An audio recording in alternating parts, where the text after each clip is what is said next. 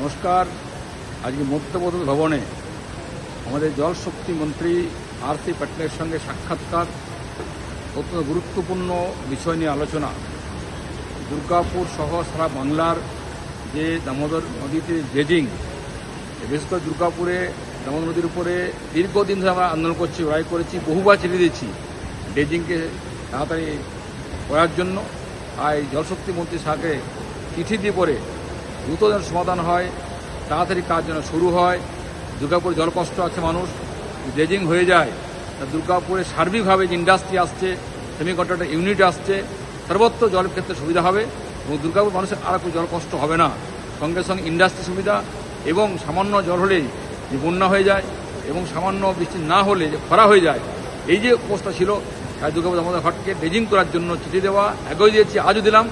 তিনি আশ্বস্ত করেছেন ইমিডিয়েটলি দুর্গাপুর দামোদর ঘাটের ড্রেজিংয়ের জন্য যে বন্দোবস্ত করেছেন, চিঠি এসছে, খুব শীঘ্রই এখানে কাজ শুরু হবে আশ্বস্ত করেছেন। আমরা খুশি। এই ড্রেজিং হওয়ার ফলে দুর্গা মানুষের জল কষ্ট হবে না, ইন্ডাস্ট্রি সুবিধা হবে, মানুষের সুবিধা হবে। আজকে দুর্গাপুর সফরে, দিল্লি সফরে এসে অত্যন্ত আমরা গর্বিত যে তিন জন কেন্দ্রীয় মন্ত্রীর সঙ্গে সাক্ষাৎকার এবং তার কার্যালয় করার জন্য যে আহ্বান করেছিলাম, এসছিলাম, কথাবার্তা বললাম। আমি খুশি, মন্ত্রীও আশ্বস্ত করেছেন যে শীঘ্রই কাজ শুরু হবে।